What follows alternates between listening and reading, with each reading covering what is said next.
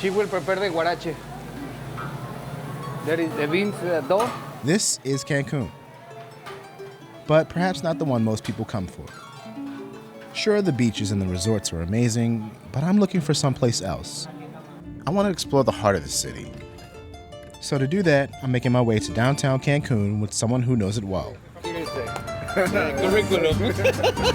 And he's going to show us some of his favorite corners of the city to get a more authentic taste of Cancun street food. Actually, pumpkin also is part of the base of the Mexican gastronomy. There's just one catch. Normally, I'd bring a backpack full of camera gear for something like this. Today, I've got one pocket-sized camera. But even though it's small, it has 2 lenses for multiple focal lengths. And I do like the idea of having multiple focal lengths built into such a tiny camera. So let's find out if the 4P can handle a full day of travel, and whether carrying less gear can help me experience more of the city. So with that, bienvenidos a la ciudad de Cancun. Welcome to the city of Cancun.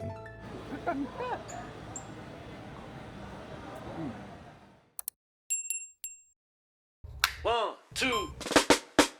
So, in case the title didn't give it away, this video is sponsored by DJI.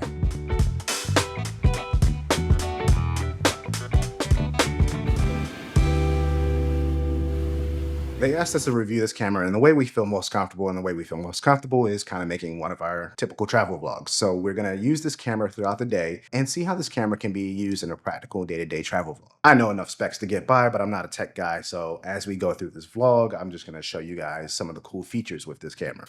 The original plan was to go out and explore. Instead, I mostly explored the inside of my hotel room. A 12-hour red-eye flight and a number on my immune system. Today, I'm back on my feet.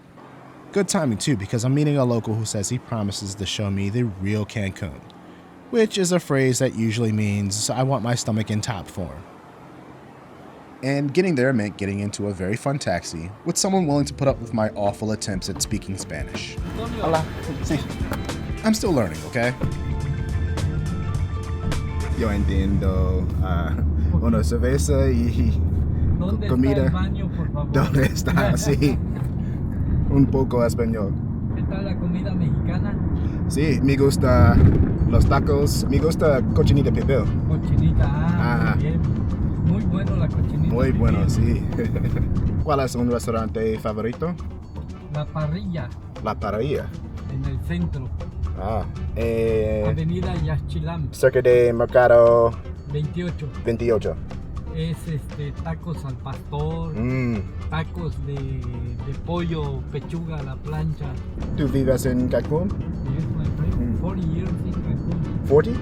40. Wow. I see the city Uh-huh. many years ago, a small town. Oh. Now a big one. Too much inhabitants and too much cars, too much traffic. Many years ago, quiet city. Wow. How do you feel about that? Do you... Different now. Yeah. Different now, but I love it, this city. Oscar was curious about the camera, so as we drove, I told him a little about what it could do. He seemed less interested in the specs and more interested in the fact that this was actually a camera at all. But it was cool to learn a little history about Cancun from him, the same history I would later hear from my friend Saul. Gracias. First stop, El Café de Pit, a food truck a few blocks away from Mercado 23.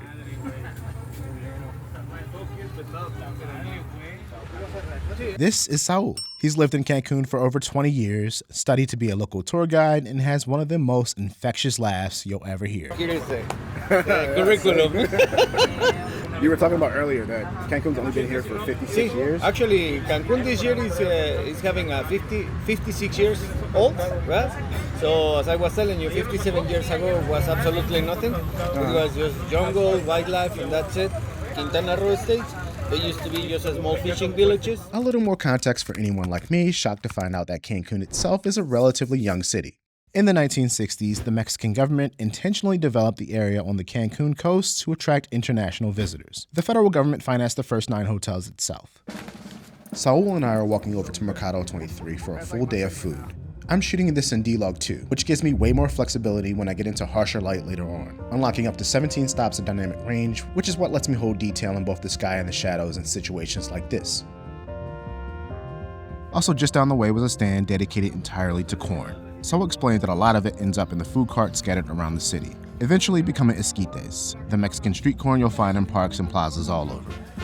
The cities and towns in the whole Yucatan Peninsula, they are in Mayan language. Probably you knew this, but Cancun, Can means serpent and Kun means nest, the city of the serpent nest. Cozumel, Cusam means swallow, and Lum or Lumil means land or place. Tulum, Tum means rock or wall, and Lum or Lumil means land or place, the place of the wall or the place of rocks. Right? And if you start looking around, if you're still looking around from the different names of the towns, you will find out that many of those names they are in Mayan language. The ancient Mayans, they were ubicated in this area of the southeast of Mexico, Belize, Honduras, Guatemala, and El Salvador. Actually, these territories, they belong to 5 countries. Right? It's 440,000 square kilometers where the ancient Mayans they were, right? And right now, in this moment, still we have 33 different types of Mayan language, right? It's spread in all these 5 countries. In Mexico, we have 8 of them. Language wasn't the only carryover from the Mayans. Some of the fruits they used to eat are still eaten today, like this one, the mamey.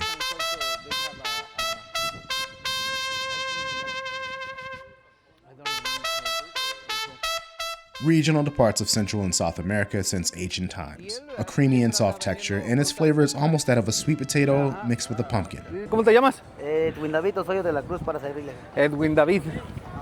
Ya estás, Edwin. Back across the street, Saul led us to a tamal stand with a pretty convincing endorsement. Every seat was full. Okay. This is ball. Do you want to taste one? Yeah, why not? See? So they have a different...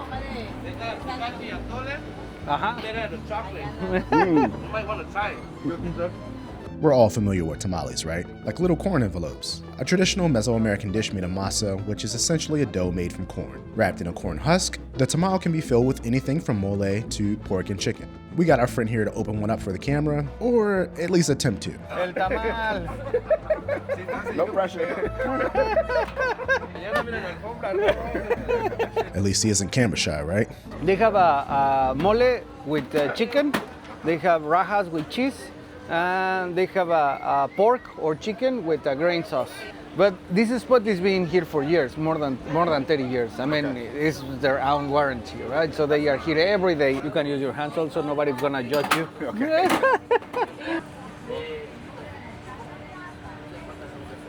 All right, let's give this a shot. This is good. I haven't had spicy food in a while. It's got a little bit of a kick to it. Tamal comes from the word tamali. Tamali is in Nahuatl, and it's the language that the Aztecs they spoke. It's a pleasure. Yeah, nice to meet you. What's your name? Irving. Irving. Irving, nice to I'm gonna meet look for you. you. I'm following you. Okay, man, appreciate that. Right. Enjoy your day. Thank you. Thanks, guys. Next up is a place Saul swore by for araches, quesadillas, and gorditas. And despite what years of fast food marketing may have led some of us to believe, these have almost nothing in common with Taco Bell. Chicharrón basically is the good stuff. This guaraches could be just simple, with 2 fried eggs, with cheese, with melted cheese, just with the beef steak. That is the ones that I asked.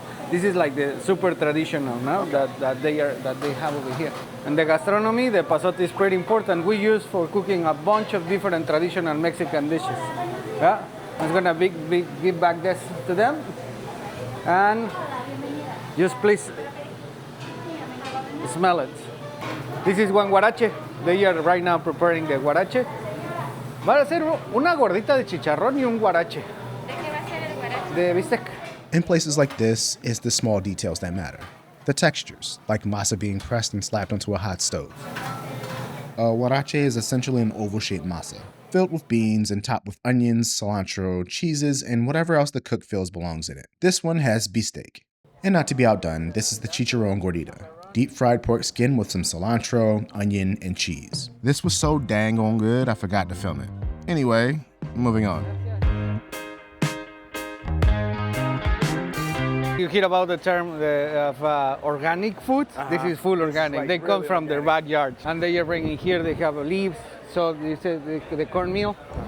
They do also the tortillas, fresh eggs, the habaneros that they grow in the patios. Hola, ¿cómo estás? ¿Me puedes vender un pedacito?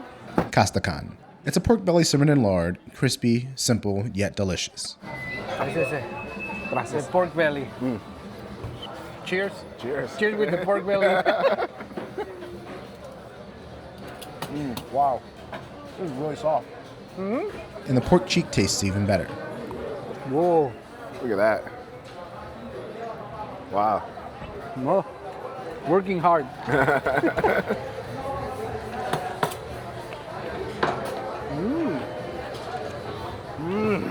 Pero está muy rico. De hecho, el cachete, si se combina con el castacán y habanero tatemado con aguacate, queda If you mix the castacan with the pork cheek with avocado and habanero, se pica el castacán en cuadritos junto con el como si cachete. fuera una tostada. Ajá.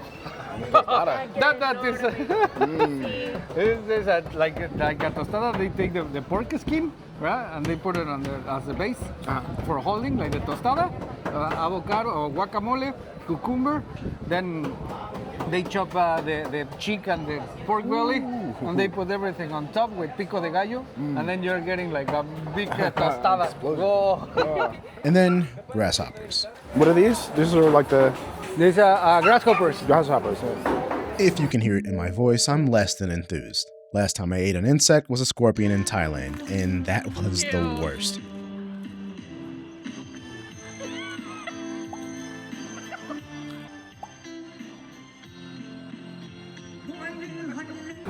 A great Mexican snack.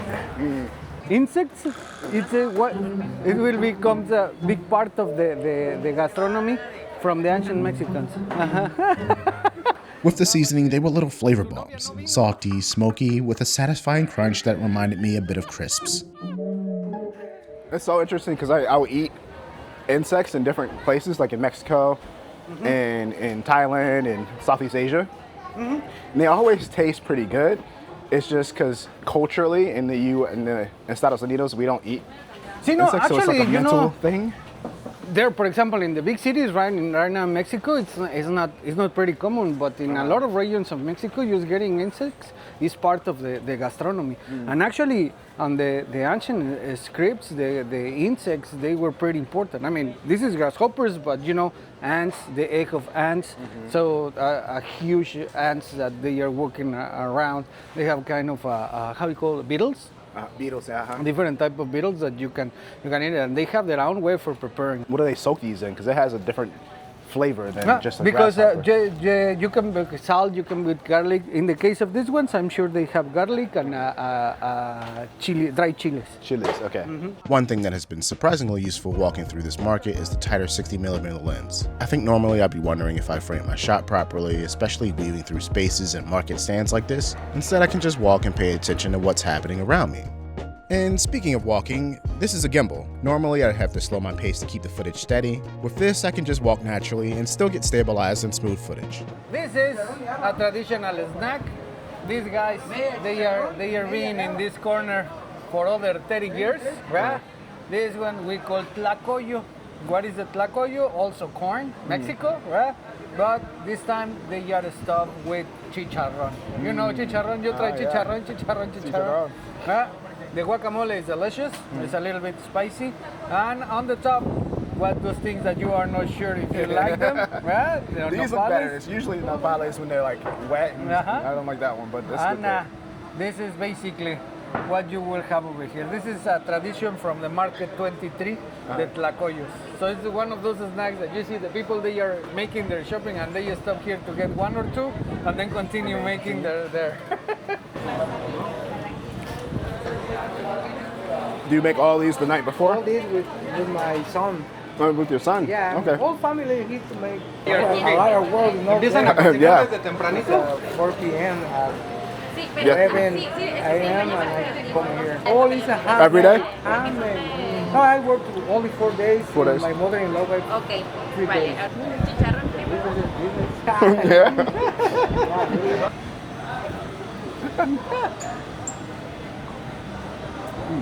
Muy bien, Julio. Gracias. Vente. Te vas a hacer famoso. I wait for you tomorrow. By this point, I'd reached my limit, a sentence I rarely get to say at a food tour. So Saul and I decided it was time to part ways. Just to be Yeah, clear, look at this everything. wasn't a sponsored tour or anything like that. I reached out to a couple people before coming to Cancun, and Saul happened to respond. And he was kind enough to show me around the city. The best travel experiences usually come down to the people you meet. And Saul is exactly the kind of person who makes a place memorable. So before we say goodbye, I wanted to give him a chance to tell you a little bit more about his company. Our company is Tulaca, Mexico. Tulaca, Mexico is a word in Mayan. Tulaca means whole, right? Like the whole Mexico. This is basically our plan. What we do is tailor-made experiences through the Mexican territory. So which places do you want to visit? So we organize everything. So if you want just one day tour or a multi-day tour, this is what we do, right? We have a taco tour that we call the Taco Attack. Also we have a craft beer tour that is one of the new babies, and it's really good. So the craft beer experiences, they are becoming good here in this part of the country. We do basically what you think, what you want to do, we organize it and we have it for you.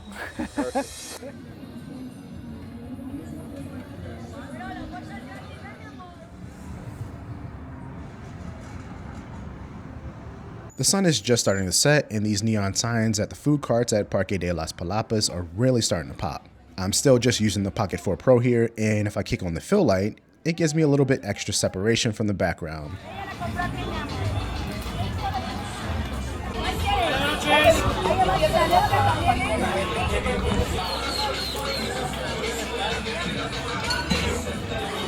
I love markets and plazas like this. You get to see what the city is really like up close.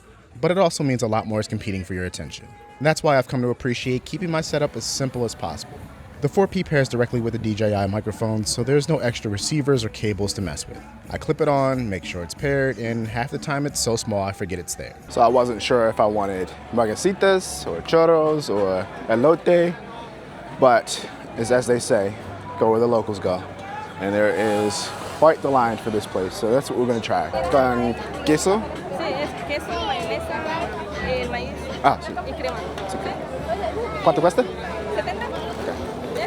Ajá, sí.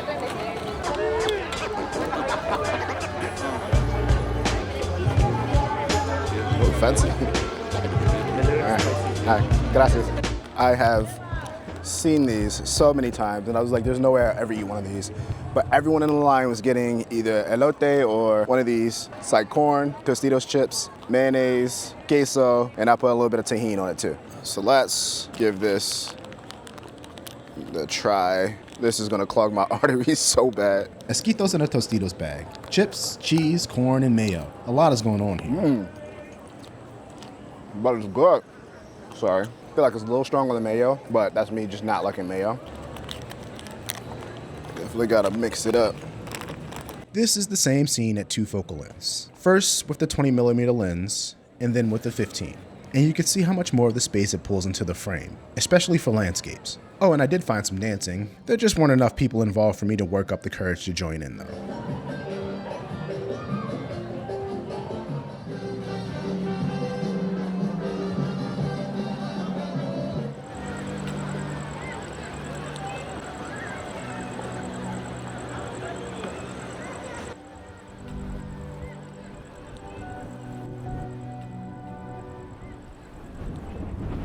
One of the things I love about travel is how quickly the scenery can change.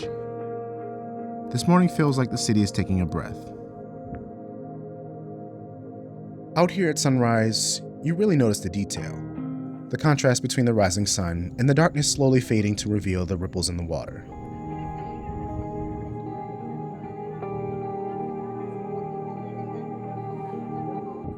I didn't really plan this as a test, but I ended up clamping the camera to the paddle just to see what it would do while I was moving through the water. And what's interesting here, even while I'm paddling, it just stays with me.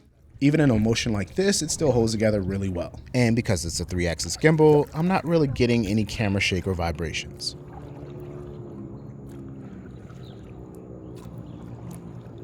Every now and then I find a moment that deserves to be stretched out and slowed down a little bit. Most of the time that involves us doing something goofy. Sometimes it just looks cool, like water dripping off a paddle, for instance. Those little moments almost disappear at normal speed, but slowed down, they can add a little extra feeling into the moment.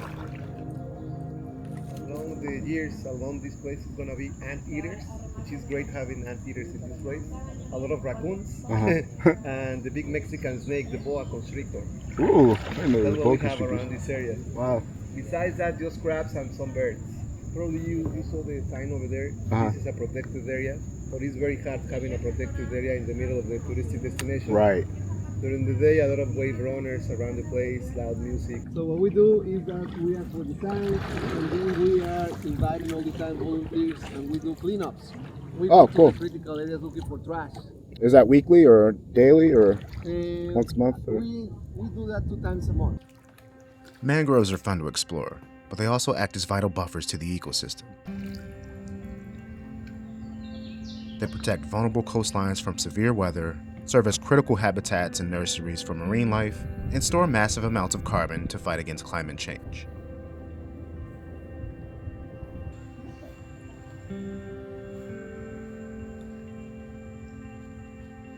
Not a bad place to hang out. It's hard to believe this is the same Cancun. We're just a few miles from the traffic and the street vendors, and it's completely quiet out here. Just water, mangroves, and the occasional bird singing its morning song.